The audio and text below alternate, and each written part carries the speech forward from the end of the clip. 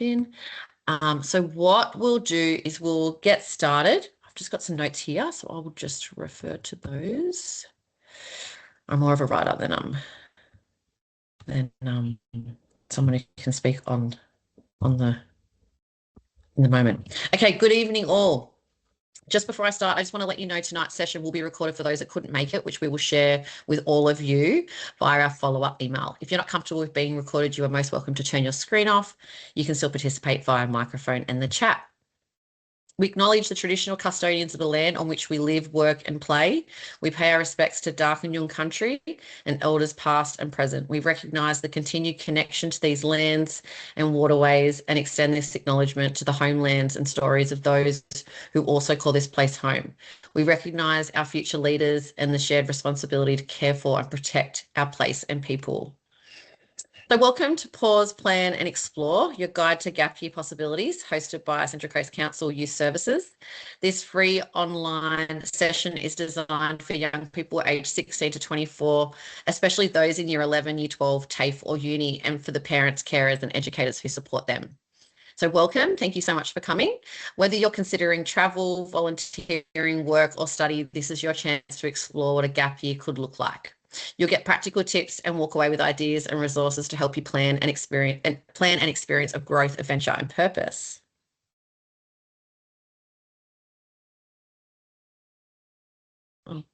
Are you able to let them in, Luce? Does that work? Oh, great. All right, about me. My name is Renee Simpson and I'm the Youth Development Officer for the Central Coast Council. There's 4 of us.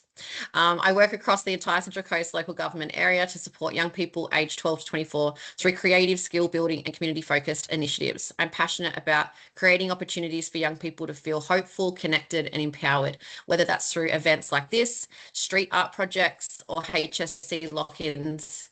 Next year, we're also launching Coast Crew Give Back Days, a youth-led volunteering initiative starting with a community clothes swap at Gosford Regional Library, which will include training young people aged 16 to 24 to lead, to become peer mentors to other young people and to expand clothes swaps across the Central Coast. Have Your Say, our youth survey. As part of our commitment to youth voice and inclusion, we're inviting you to take part in the Central Coast Youth Survey. This is your opportunity to tell us what support programs, projects and skills you want to see offered in your community. Your input will directly shape the Central Coast Youth Strategy 2026 to 2030, so 4 years there, ensuring that the opportunities available reflect your goals, needs and aspirations. Whether it's mental health support, creative spaces, volunteering ops, career pathways or community events, we want to hear from you.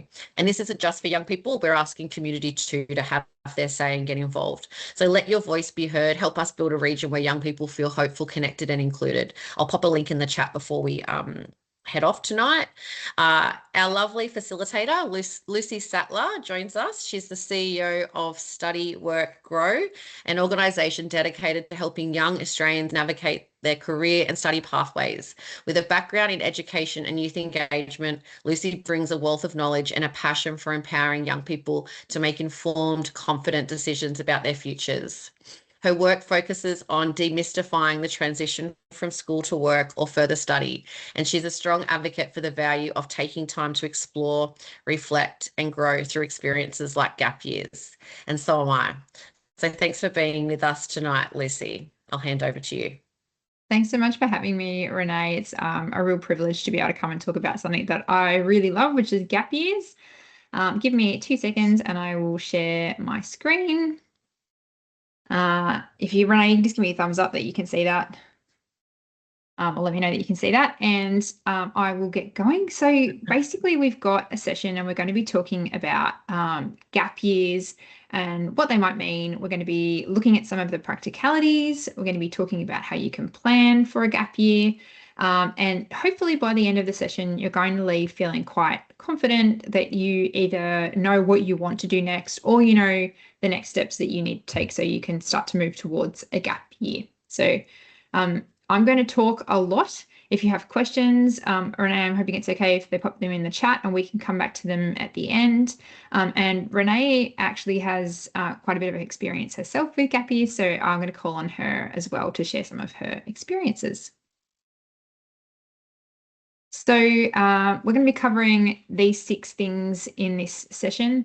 We're going to be looking at what a gap year is and what it isn't, some reasons why you might want to actually take one because they're not right for everybody. Then we'll talk about the options. So you have, not all gap years are created equal. I'm going to talk about that. And then we're going to move on to the planning methods and some ways so you can stay safe and get your family on board. And right at the end, I'm going to share with you my hot list of places where you can search for gap year programs in Australia. So what is a gap year? I mean, it's really easy to think of it as a year straight after school where you basically go travel, backpack or do something like that. And that's sort of what we tend to think of when we say, oh, we're going to go do a gap year. But that's not actually what we mean. When we say gap year, we mean deliberately choosing to take a period of time off between study, and that could be from high school to university or to a trade or apprenticeship, or it could be partway through university or partway through another period of study. The point is that you're having an intentional break. You're deliberately choosing to do something other than studying for a period of time while knowing that you're going to go back to it. What you choose to do with your gap year is entirely up to you, and the sorts of things that you do could be very different to what your friends do or your siblings might do or what anybody else might do. It's really a combination of the things that you want to achieve in that time is what is going to make up your good gap year. While we're talking about what a gap year is, it's also really important to note for a second what a gap year isn't. So some people take gap years because they're not really sure what else to do. They maybe don't necessarily want to go straight from school to university. So it's an easy solution to say to people, oh, I'm going to take a gap year.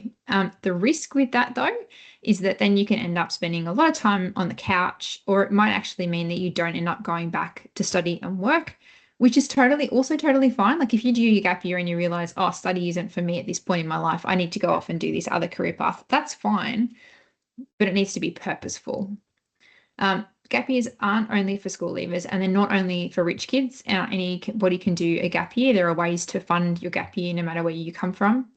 But it is really important that you don't go into it thinking that a gap year for you is going to be a delaying tactic and it's going to be an excuse to put off thinking about what you want to do with your career, because it is part of your career. The year bit is optional. So as far as timing goes, your gap year can be a normal standard expected 12 months, or it could be 6 months if you only want to take, say, the first semester of university off. It could be for 3 months. And I often say to school leavers that if you are careful with your time, you can finish your exams at the end of November or mid-November, and then you can have until mid-February at the earliest off and get 2.5 good months, maybe 3 months if you can squeeze it, between leaving school and starting university, when you can go away and do something exciting. So you can have a gap year and still start uni with the rest of your friends on day one next year, start a semester next year. The point is that you're having an intentional break and that it's a period of time that suits you. So don't get hung up on it being 1 year. I'm pretty sure Renee's went for longer than a year as well. So they can go for longer than a year. And I've had a friend who actually took 4 years off and she traveled the world and renovated apartments in her gap year or years. So for some examples of what I'm talking about to make it a bit more concrete for you, you could choose to, say, work for 6 months. So you're not going to be studying, you're just going to be working full time and saving as much as you can, and then having a really great 3 months of travel. Maybe you're going off to Europe or something and spending lots of money. All the money that you've saved is going on this trip. You could defer your university until mid-year, so start in the mid-year cohort and spend the first half of your year volunteering overseas. So you could be doing some sort of amazing conservation program or working with children or something like that. Or you could be combining work and travel. So say traveling, but then earning some money as you go for that little period of time in the middle of the year. Whatever it looks like for you is what's important. There are a couple of reasons why we recommend that people might want to take a gap year. So these are the 6 reasons where if I'm talking with a young person and they tell me, I say, why do you want to take a gap year? And they say with one of these things, I think that's a perfectly valid and reasonable reason why. So It could be that you just want to take a break. You know that you're burnt out from studying, you might have had hard few years, and you know that it's a good idea to stop, pause, take a little bit of time off before you dive back into more study. That's perfectly reasonable. It could be that you know that you want to go and do some more study, but you want to make sure that you've got a couple of other things done first. So maybe you want to learn another language. You might want to do some volunteering in your field to see that it's really right for you. Whatever that is that you feel is going to make you in the best position for your study, that's totally fine. Sometimes people want to take a gap year just because they want to have a travel experience. They might know that they are feeling like they have a bit of growing up to do, or they just want to challenge themselves and see how they go in a non-home environment, in a new environment. And so that's fine too. And those experiences are going to really help you thrive when you get into whatever study that you're going to do. Some people use gap years to save money. And I'm seeing this quite a bit lately because you do have the choice to deliberately take a bit of time off between school and the next portion of your study, or even during study, to deliberately save some money. And that might make your life a bit easier when you are studying. Gap years build skills. That's the one thing I will say that is common to everyone who has done a gap year, is that they do build skills across a whole range of areas. And it's quite difficult to build those skills sometimes if you're just doing a standard pathway. So if you're wanting to do a gap year to really broaden your skill set and build your human skills, things like resilience and collaboration, teamwork, that's a really great reason to do a gap year. And then the last reason might be that you know you want to go into a field that's competitive and you want to be able to gain some experience that's going to make you stand out right from the start. And a really good example of that might be something like marine biology. Super popular field, super competitive. There are a lot of gap year programs that don't take very long, 2 to 6 weeks, where you can go and do some sort of volunteering with marine biologists, learn about the environment, build some connections, and be able to put that in your resume. So that's another great reason why you might want to do a gap year. The important thing about your gap year is that you need to make it purposeful. So it shouldn't just be a time where you say, I'm not going to study for 12 months. I don't know what I'm going to do, and I don't know really why I'm going to do it. I've just decided that I want to take 12 months off. If you can make it purposeful, you're going to find that not only do you maximize what you get out of that time that you're going to be taking off, but it also puts you in a better position to move forward once it's over. So to do that, you need to be really clear about why you want to take the time out and sorts of things that you want to achieve, and also how long you want to take off.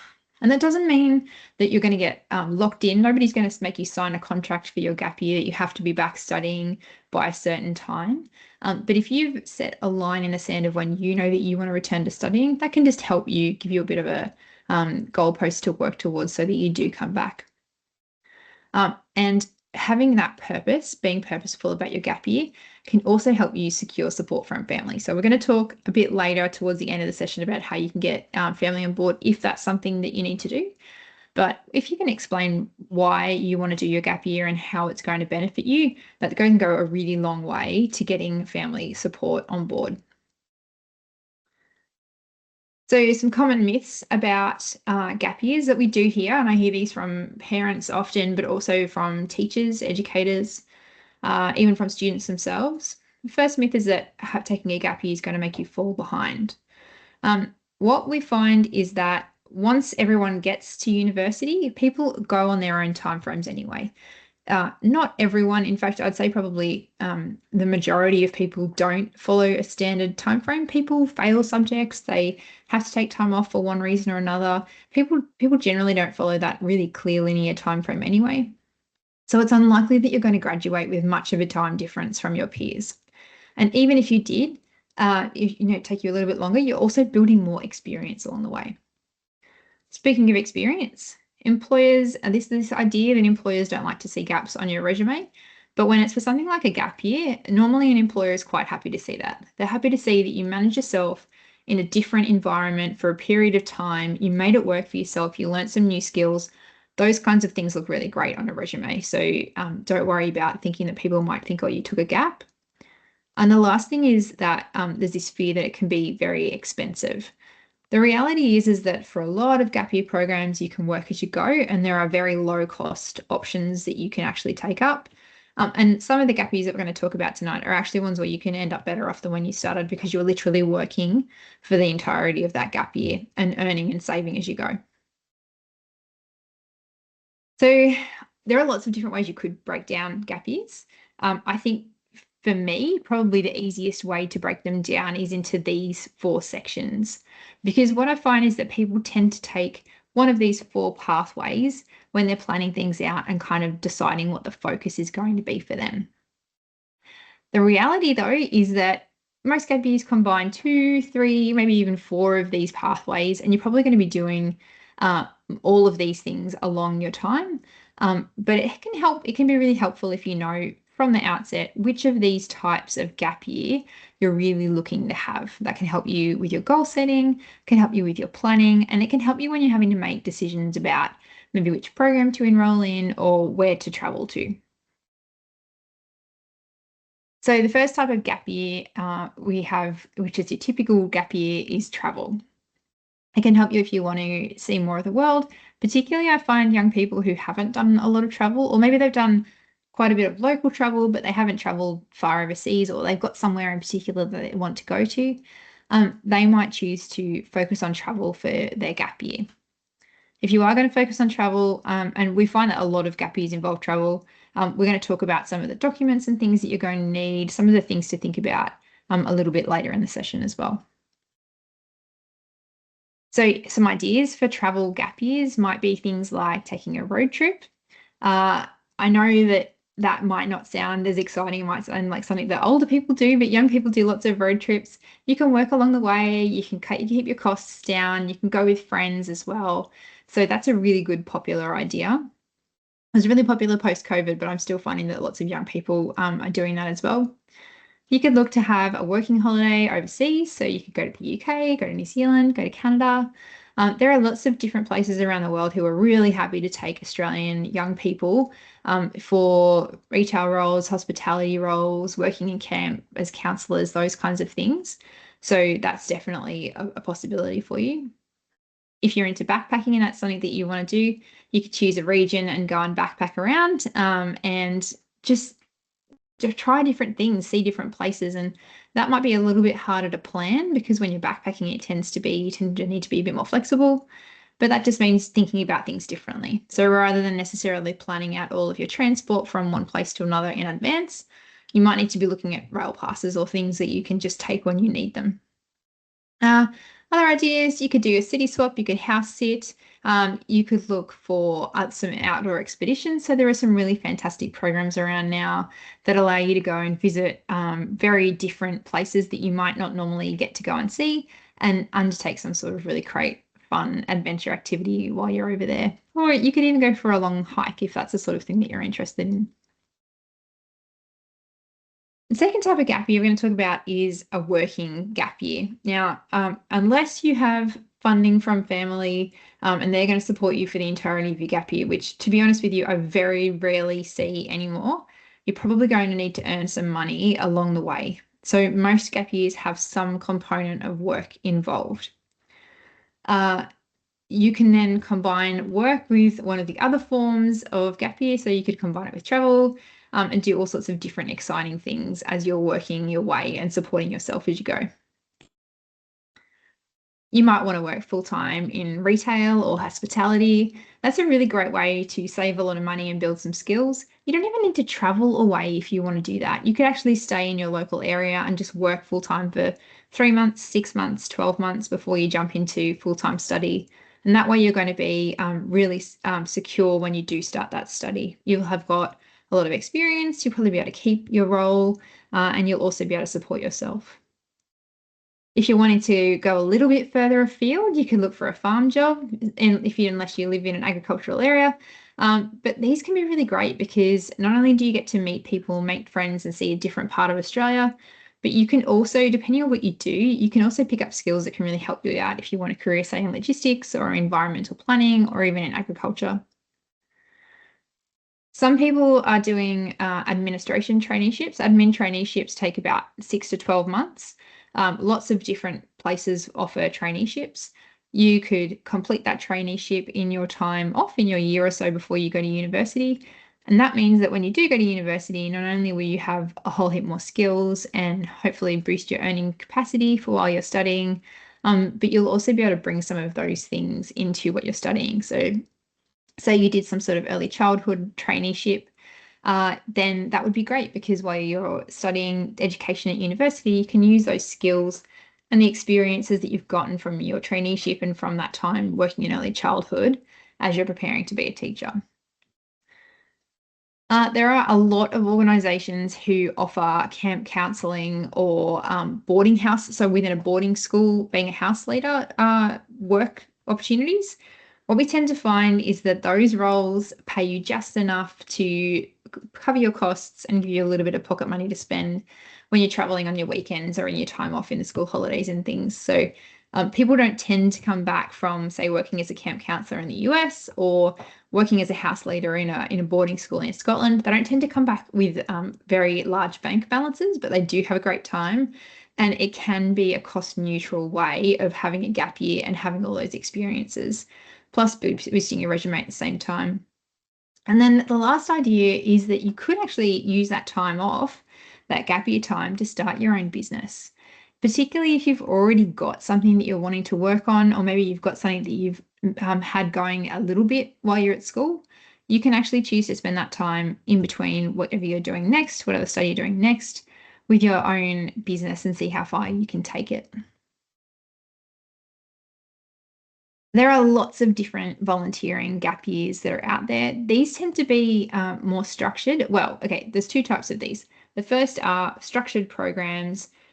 You will generally get to go and participate in some sort of project that is ongoing and has been going before you've got there and will be going after you've left. Everything will be managed generally for you. You'll be taken looked after while you're there, all the way through to the other kind of volunteering gap year, which is where you might, say, pick a housing project that people are working on and go and volunteer. You'll get accommodation and food while you're there and meet some really cool people, but it's quite unstructured and you can come and go at whatever time chooses you. I find with these programs, they work best if you can match them really closely with the career paths you're thinking about for down the track. So whether that's you really want to go to university and study conservation or environmental management, look for a conservation program, a volunteer program for your gap year. If you want to become a doctor, you want to do medicine or work in healthcare somewhere, find a community health program and try and bring the two things together, because you'll be doing like lots of things at once. You'll be building your experience and building your resume, but you'll also be trying to actually working out whether or not this pathway might be something that is going to suit you in the long term. So there are some great volunteering ideas. You could take on a role volunteering within your community. You don't actually have to leave home to go down this path. Depending on your field, like for some things like retail and hospitality, it's relatively easy to get an entry-level role, but for some fields it's not. For example, like if you are wanting to go and do marine biology or conservation, both of those don't have a huge number of entry-level roles, but they do have a lot of volunteering opportunities. So if you can afford it, that might be a pathway for you. You could even do things like I mentioned the other ones before, like work on community housing projects, or sometimes people will go and volunteer looking after horses at some stables somewhere, and that could be local within Australia or overseas. Or you could even crew for local events and be part of that team, or work on a production that's local as well. So you have a few different options there. And the last type of gap year that we talk about is where you're actually choosing to learn something. So sometimes we have something that we want to learn, whether that's a new skill or a craft or a language. It doesn't necessarily have to be related to your future career. But you can choose to go and deliberately learn something in that time that isn't maybe related to what you want to study at university. And you can actually use that to help boost your earning capacity at university as well. So as I mentioned before, you can complete a traineeship in that interim period. You could go overseas and take an intensive language course. People often who come back from these, they might combine that with some travel as well. So you might go overseas and say do 3 months of intensive language training, but then you'll go and travel all around as well while you're there. So you can kind of put those two things together. If you are wanting to take some time off and have a gap year, but for some reason you don't want to or can't leave home, you could also learn something online. So take a short course, enroll in some sort of boot camp, and do that full time for that period in between when you're studying and when you're going to be studying next, or sign up for something creative. But the reality is that you don't have to just pick one. You can actually combine them. They work quite well together. Renee, if it's possible, would you mind just explaining for a minute how what your gap years looked like and how you combined different elements together? Yeah, sure. I was just making notes actually. I'm like, gosh, it's quite expensive, isn't it, when you look at it? So I was really burnt out after I finished the HSC, just went crazy with my study. I did go to university for a month and then I just went, nah, this is not for me. This is not the degree I want to be doing. I don't want to be here. So I sort of backtracked before the hex cut in and I decided to work, took things pressure off, and then I ended up hearing from someone else that I just happened to talk to that I could go and apply to work at Thredbo and I could do a snow season and I could learn how to snowboard, something I'd never done before. Went and did that, had an awesome time, made loads of friends. And then I came back and then I went and studied TAFE Hospitality Management Diploma. And I thought, yeah, cool, pressure off as well. It was free. It only went for a year and a half. And I actually made my best friends during that course. And we all got jobs working at Crown Plaza together. So we actually worked back-to-back shifts. We worked as much as we could. We worked our little butts off for a year and a half. We all saved up. I kind of beat my friends in the sense that they're waiting for other people and I just wasn't prepared to wait. I really just wanted to get over there and have the best time. And I had another a friend of a friend who contacted me and said, I know you're going overseas. Can I come with you? And I'd planned to go to the Greek islands and then live and work in London. And so I said, yeah, sure. Where do you want to go? And she said, I want to go to Cambodia and Vietnam. So we went and booked Intrepid group tours, a nice way to just feel supported and safe in a group, as sort of, new novice travelers. And we were 21 by this point. And then, yeah, we did that. That was awesome. Had the best time. Lived in London. I fell in love. There's so many amazing people that you meet overseas. You're so open to just different people and new experiences. So yeah, lived in London, got a job there, worked at a hotel across the road from Hyde Park, and we saved up for 9 months. My friend actually went home, by the way. She didn't cope in London. She kind of really missed home, but I stayed. I was having the best time. Made loads of friends working at this hotel, and then I saved up there, and then I went and travelled around Europe by myself. So I did a bus about tour around. So that's kind of like a hop on, hop off thing. So like your all accommodation, you all stay similar, like the same accommodation options. Transport, you're all on the same transport, but you can stay as long as you like. I think it's every 2 days the bus comes. So I did that once again to keep myself safe and supported and keeping that sort of thing. I did that for 4 months and then I was having so much fun. I went to all the different festivals all over Europe. And then I decided that I was running out of money. and and then I didn't want to go back to London. I was really over London, and so I ended up following another friend, an Aussie mate who's from Perth. We met at Running of the Bulls. He said, you can earn the pound down in Gibraltar, which is south of Spain. So I followed him. We went together down there, and I ended up living on a houseboat with him with a bunch of other really cool travelers that all had amazing stories. And we saved up. I worked in a bar. I worked in a laundrette. I was cleaning yachts and then did that for 3 months. And then we went and did the tomato fight.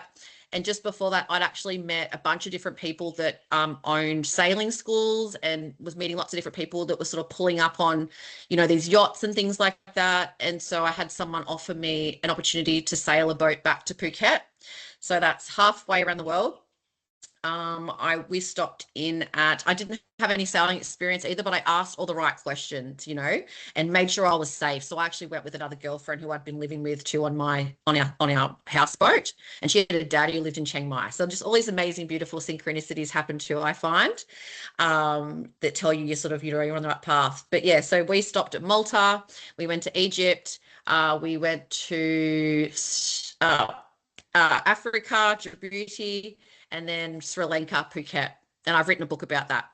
But anyway, that's another story. So then I came home and I was very, very tired, but also very, very bored. So I came back, worked for 9 months and went, no, I don't want to be here. So like Lucy mentioned, I went and studied teaching English foreign language, prepared myself for my next trip. And my big goal was to get to Africa. I wanted to go and I wanted to volunteer and teach in Uganda. You know, I've always been really curious about, you know, these sorts of things that happen in different countries, especially wars and things like that. So I really wanted to give back and learn a lot about the history there and how those things happened. So I ended up choosing to go and live in Ireland after this, and did 6 months, worked in Ireland to have this other really glorious big adventure. But I didn't quite get to Africa because I did have a family member that was unwell. So I did have to come home. So that was unfortunate. Made a recovery. But then, you know, then I just did one trip a year, you know, overseas for a couple of weeks internationally by myself. Always just loved traveling by myself. And then it's funny, only 8 years ago was my last trip that I did by myself to Japan, and I did the Kamado Kodo hiking. So now I'm really into my hiking. And so this year I'm doing my first trip in 8 years by myself, and I'm doing Nepal by myself. I'm so excited, and I'm hiking again and doing the Annapurna. But what I really want to stress is that when I got home after doing all those big travels at 23 was when I finally came home. And then I was so certain of the degree I wanted to do after that, because I'd had all this amazing life experience. I'd grown so much. I knew the degree. I jumped into it. I did a social science degree, so psychology, sociology, counseling. And it's taken me into youth work. It's taken me to be a school counsellor. It's brought me here today in community development work, working with young people. And I am so happy. I love my career. I'll be doing this work forever. So I think it's just given me just so much, you know, and I'm so proud of those big experiences. And often when I talk to people too now who are at my age, I'm 40, that who didn't jump, didn't take that action, didn't go by themselves. Maybe they were just sort of hesitant, you know, holding themselves back, waiting for someone else to go with them. The life just took them by, and they missed out, and they have a lot of regret around that. So I think everything Lucy is talking to you about today is just, yeah, just get in there and just you be brave, and yeah, don't let anything stop you. That's so awesome. Thank you, Renee. I feel like you're the perfect poster child for gap year conversations. So thank you so much for sharing that. I mean, to just to take 2 seconds to unpick a little bit about what Renee said, you can see that I'm not just going overseas to travel. I'm not just going overseas to work. Or I'm not just working for the periods where you were working at home.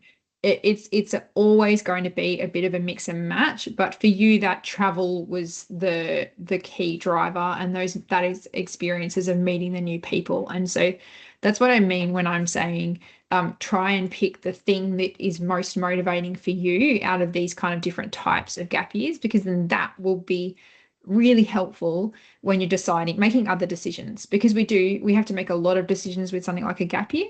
And if you can have a bit of focus, it could just help make the whole process go a little bit easier. So thank you so much, Renee. We'll come back and talk a little bit more in a minute at the end. Okay, before we start planning a gap year, if you think that you are ready to go on a gap year is something that's really exciting for you and you really want to start that process, there are some questions that you should be asking yourself first. And these are not questions that are designed to put people off. They're just questions that help you affirm that you've done the right thinking, you're making a good decision for you. And usually what I find is when you ask a young person these questions, most of the time they can answer yes, and then they're ready to go. So the first question is, do you know why you want to go on a gap year? And I know we've talked about that a little bit. There's lots of reasons why you might want to go on a gap year. There's lots of different types of things you do, but do you know why you personally want to go on a gap year? Is it because your friends are going and you want to go with them? That's maybe not the world's best reason for going on a gap year, although it could be a fun reason. Is it because you want to build experience and you want to gain some new skills? Great reason to go on a gap year. Just work out why it is that you want to do and be able to answer that. Second question is, have you spoken with your family about it? Now, as young adults, you don't technically have to have your family's support. You can do these things by yourself, and you can make adult decisions about what you want to do with your life. But even and I'm 41, I still ask my family what they think about my plans. I like to get feedback. It's always a great idea to get some feedback. And they are going to probably need to support you in some way while you're traveling, even if that's just being a safe place for you to come home to when you do want to come home for a short period.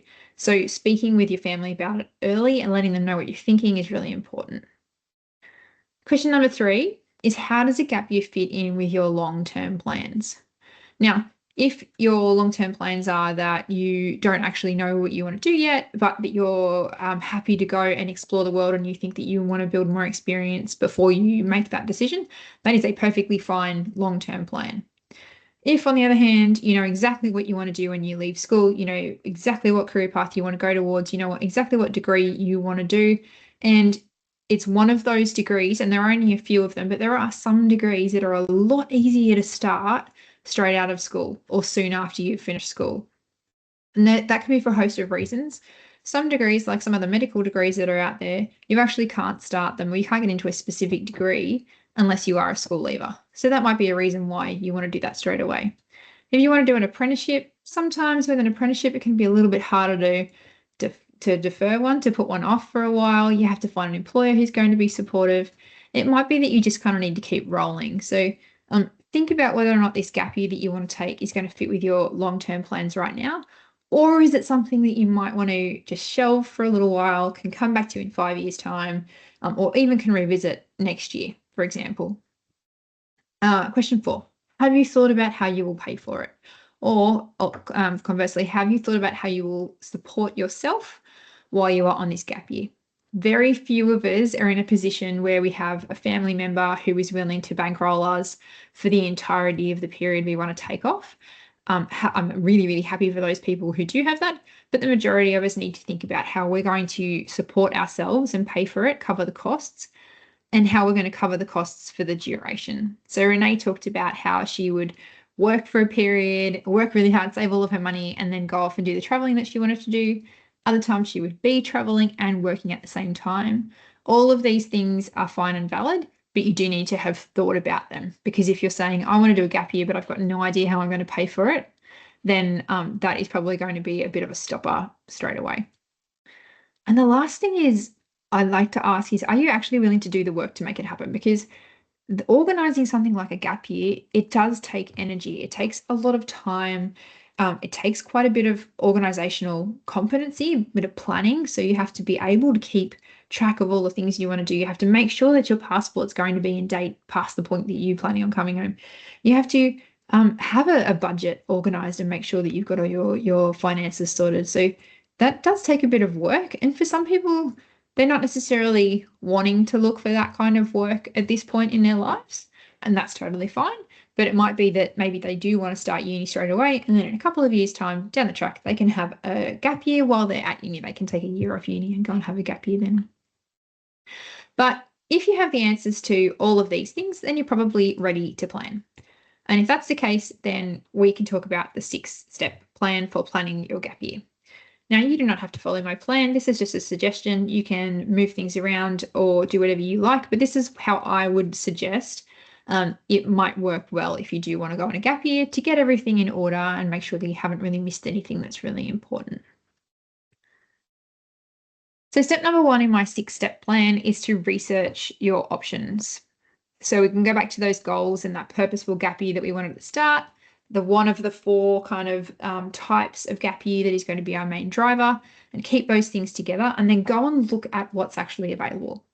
It might be that someone you know, it might be that someone you know has already been on a gap year and you want to go and do something similar to what they have done. It could be that you've seen an advert for a particular type of gap year, or that you've seen some sort of marketing around something and you've thought, oh, that sounds great. That's exactly what I want to do. That's a great place to start. But generally, you're probably going to need to do a bit of research to find out what actually is available out there. You can use Google, you can talk to family and friends, and you can also check out the formal gap year providers. I've put a list on the last slide in this presentation of some of them, but there are lots out there. What you're going to want to do with these options as you collect them is you're going to want to make a note of where they are in the world. because they're often in different places, how long they last for, because each opportunity might be for a different amount of time. Some might be 3 months, some might be 12 months. You might have choice with some programs and not with others.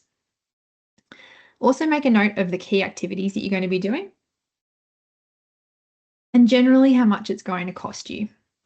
So you might not know all of the numbers yet, but if you can say, well, here's 3 volunteer conservation programs that I'm looking at, they're from 3 different providers. One is 3 months, one is 12 months, and the other one is completely flexible, but one of them is half the cost of the other 2, then that's going to be something that's going to probably factor into your decision making. By the end of this process, of this research process, you're really going to want to have a preferred number 1 option and a bit of a backup. It doesn't have to be the entirety of what you do in your gap year. As Renee showed us, you can go from one thing to another, plans can change, new opportunities can arise, but at least if you've got something to start you off, that can be really powerful. So the second step in my plan is to think about the timing. So some people like to go straight after they finish school, but that might not be for you. There might be lots of different activities and events happening. It could be that you want to stay with your friends for the next little while. It could just be that you just want to get things going with uni and then go after you've been at uni for 6 months or so. In any case, set a start date. And that could be for a formal program, especially if you've enrolled in one, or just a date that you've chosen, but then also set a return date, so a deadline, and tell people about it so you've got a bit of accountability. Once again, you don't have to stick to this. There are ways to change things, flexible things change. But if you've got a bit of a deadline, it can help you in knowing, okay, cool, I told people I was going to come back and start uni for the start of semester 1, 2027. So that's what I'm going to do. Can I just jump in there, Luce? Yep, go. That's such a good point, because I was just thinking, oh, I had that plan too, right? I booked the round the world ticket, and that's how we were sort of jumping around. But I had my last component was supposed to be from London to Canada, but I never got there. Obviously, I'd gone this whole other way. So, but I think it's really important, like you said, to have that plan that, you want to be home by a certain time, even if it is rough, but be open to the possibilities that it might eventuate differently.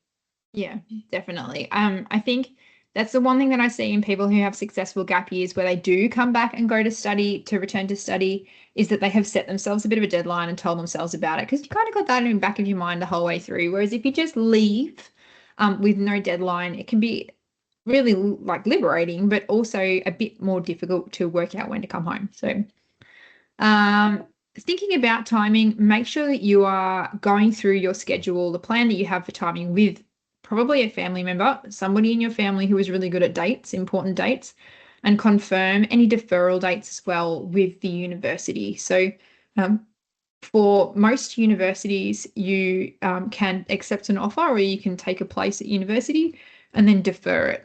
But each university is different. I cannot tell you how long each university will give you for being able to defer, because they're all completely different. And then within each university, they have different dates for different courses, often highly competitive courses. Or if you say have got a scholarship awarded to you, you might not actually be able to defer that at all. So if that's the case, you might have to start the course and then take a bit of time off after you've been there for 6 or 12 months. So check those deferral dates before you start.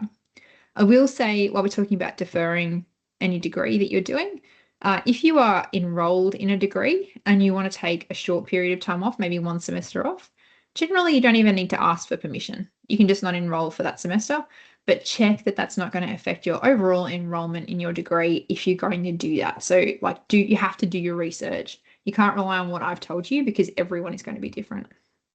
And the other thing about timing is leave yourself time when you come home to do some sort of admin, get over your jet lag, do all your washing, sort out all your paperwork, go and check with your bank that everything's all squared away before you have to launch into whatever you've got next. So if you have enrolled and you know that O week is starting on a certain date, make sure that you're not returning the day before O week starts, because chances are that you're going to miss out and you're going to feel overwhelmed, and it's going to affect how your entire experience has gone. So step 3 in my planning system is to calculate how much it's going to cost and then build a budget. Everything is going to cost you money. Even while some programs might be free or you might actually get paid, like those camp counselor ones, for example, other things will cost you money. So you might have to pay for flights to get there. You might have to pay for your own accommodation. You might have to pay for meals or some of your meals. You're probably also going to want to have things like a phone while you're away. You're going to want to be able to participate in activities, thinking about things like local transport. All of these different things do cost money during your gap year. Plus, then you've got all of the costs of the things that it's going to take you to actually get there in the first place. So getting a passport is not cheap. Buying a bag that is big enough for you to travel with and that can handle stairs is not necessarily cheap. Getting your vaccinations, if you're going somewhere where you need vaccinations, that's not cheap either. So add in all of these costs, work out what you think it's going to cost you. And same as we've been talking about, things might change, but just, get a bit of a plan. Add a buffer and then work out what that's going to cost together. Once you've done that, you can go, okay, I'm currently at this much money and I need to save this much before I go, or I know I'm going to work, so that's going to cover some of it as I go. And then you've got something you can work with, and being able to understand your costs up front or how much money it's going to cost up front can really help you with getting family on board. That's really important in terms of if they can see that you've already thought about all of that, that's just a little weight off their shoulders. If you do need some more money, there are things you can do before you go. So you can take extra shifts like Renee did. You could sell your old Lego. You could look for programs that are at cheaper times of the year. Look at when the flights are cheaper. There are lots of different things you can do to keep your costs down if that's important. Okay, so step number four is part of your pre-planning before you go. Check what requirements you're going to need to meet when you come home. Don't just go and say, oh, I'm going to work out all of that later, because that's when you can find that your great plans get unstuck. So you probably need to apply for university as normal before you go away, and then check with the deferral rules. And like I said, check directly with your university and with the course that you're applying for to make sure that you've got that correct, and that you're going to meet whatever conditions you need to meet.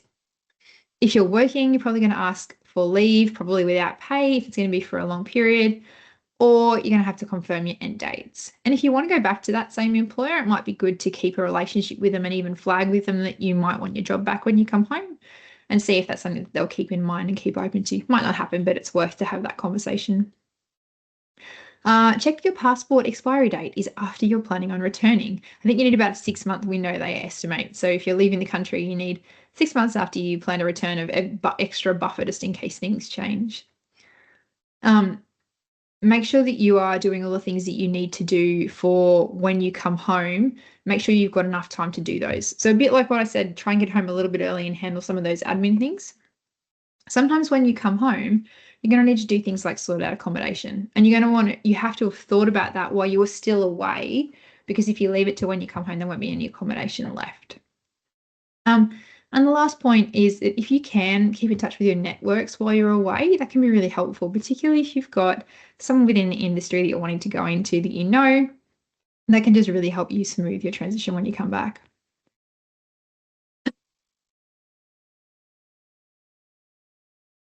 Okay, so step number 5 is to get your paperwork together. So it does take a lot of paperwork to go on a gap year. You need your passport, you need your health docs, including any kind of medical letters if you need them. All your banking details, make sure you've got those and have all the cards you need. Sometimes cards don't work overseas, or they have different banking systems, so you need to think about all of those. And then also set up your digital safety. So you might be using shared devices, shared Wi-Fi, doing things that you don't need to do at home. So make sure you've got multi-factor authentication set up on everything, and also have access to a cloud backup if you can, and have print copies of everything as well. I know that seems really old school, but if you're going to be traveling overseas and you've got that print copy, that can really be helpful. And the last step in the plan is just to make things happen. So do the booking. What do you need to book? Book the big things first, pay for the big things first. Make sure you've got your travel insurance sorted. Make sure you've updated your resume. And if you can, get some written references. So if you're overseas and you're looking for work, they might not be able to pick up the phone and call your old employer. But if you've got a written letter from your old employer, that can usually be enough to secure you a job. Let all of your family know what you're going to be doing and when, so they're not going to be caught by surprise and they're aware of when you're going to be coming back. start packing. And then if you can, make some sort of plan to keep a log or keep some evidence or of your experiences of your time away. And a simple way to do that could be posting things regularly on your Instagram or on your other social networks. I know that sounds really daggy, but if you've got that record, they've all got the date stamps on them. You can go back later and collect all the information about the different things you did. Okay, so that's my 6-step planning method. We've got a little bit of time left, so I'm going to go quickly through these couple of slides about staying safe, because if we're talking about gap years, we do need to talk about safety as well. You are responsible for your own safety while you are on a gap year, and there are lots of different things that we need to think about when we travel overseas. So things like making sure that our money is sorted, having some sort of simple check-in with our family, turning on Life 360 if you're comfortable with location tracking so they can see where you are. Having travel insurance that you know is up to date, that's really important. Also being aware of the fact that different countries have different legal rules. So doing things like knowing the local drinking age, that might seem like a no-brainer, but sometimes it can be really important. In some places, you need to carry your passport, your physical passport with you at all the time. So know if that's something that you're going to be doing, and know where to go if something goes wrong. So you might not have access to your phone, you might not have access to the things you normally would, but you still need to know where you can go to get support if something does go wrong while you're away.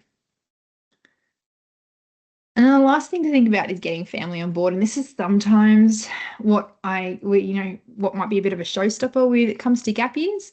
But if you can be clear about what it is you want to do, why you want to do it, you can prove that you've done your planning and your budgeting and shown that you can support yourself. That'll really help you have these positive conversations. And surely have all the information and that you actually stick to all the things you've agreed to.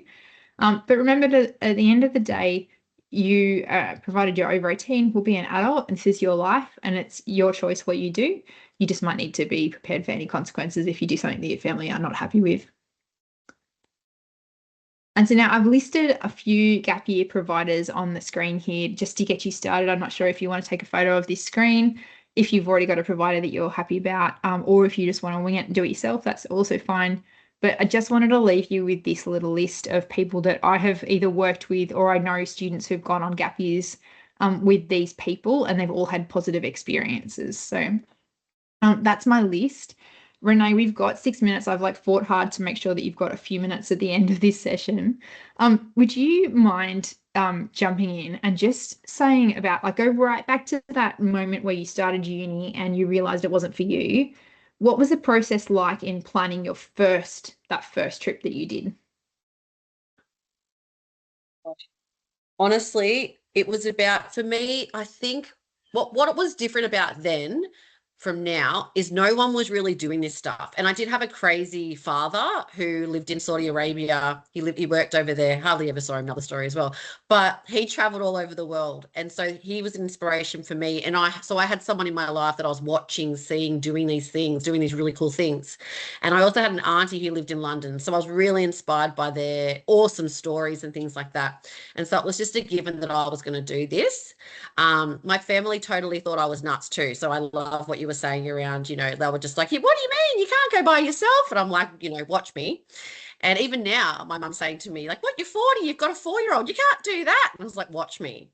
So I feel like, if you've got a dream, you make it happen and you write your own story. I think that's really what I believe in, is you are just get in the driver's seat of your life and you write your story and make it a really fun, adventurous one, I'd say. But I can't really think back around all the sort of things I was doing, but I just know I just researched everything hard. Oh, back then we had our Lonely Planet. So I did lots of Lonely Planet research. Now I'll tell you about how I'm researching now for Nepal. So I'm using ChatGPT actually. So, and it gave me an itinerary. I said this is how many days I want to spend on this trip. Where could I go? This is what I want to see. What's the most affordable time to travel? Seasons, things like that. Where should I stay? This is my budget. And it went do, do, do, do, do. And it came up with this really cool plan for me. And then I went, no, I don't want to do that. Yeah, I want to do more of that. So, da, da, da, da. And so then I went in deeper and dived in and had a look personally about into those accommodations. Is it really what I want? Is it, and let me suss out those hiking companies. Is that really what I want? Is that really, you know, and I could sort of go, no, that's not me. No, it's not me. That's, oh, that's me, you know, and then sort of figure it out from there. So, I mean, that's how I'm doing a lot of things now. Travel agents were also really helpful to talk to. I just find talking to people that have been there and done it is really helpful. Yeah. Yeah, I totally agree. And I love that you can see how much planning goes into it. Like it sounds like, oh, I'm just going to go on a gap year and wing it. But no, if you want it to be good and you want it to be what you want to get out of Oh, it. YouTube. We never had YouTube. I don't know if this is a good thing or a bad thing because sometimes I think, damn it, like it's kind of taken away that whole thrill of like, oh my God, you know, like if you've never seen it before. Like now you can just jump on YouTube and go, you know, throw out some ideas, just if you have a bit of an idea of where you want to go. And you can see what this is going to look like from other people who have experienced it. And I love doing that too. Like it's getting me so excited now. I love that. I love that. Is there anything else you want to share? I think we've got a couple of minutes, but and are there any questions? I don't know. I haven't even checked the chat. Sorry, people, if you've been putting messages. No questions yet. Okay, great. If you do want to pop something in, you are welcome to do so. Or you have any questions, well, you've got Renee the Master here. But otherwise, good luck with your gap year planning. I hope it goes well, and I hope you get what you want out of it and have a really great positive experience. And, you know, if you want to have a chat too, I'm always open for a chat too. If you have any questions, you can find my email. I can pop the email here if you like.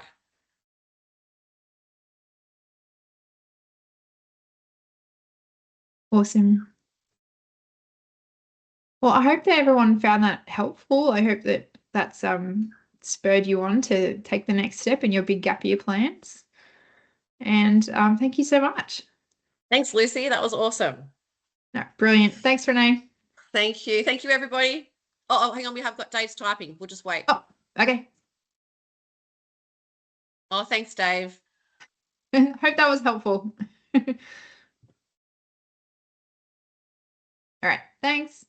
All right. Thanks, Lucy. Thanks, Bye. everybody.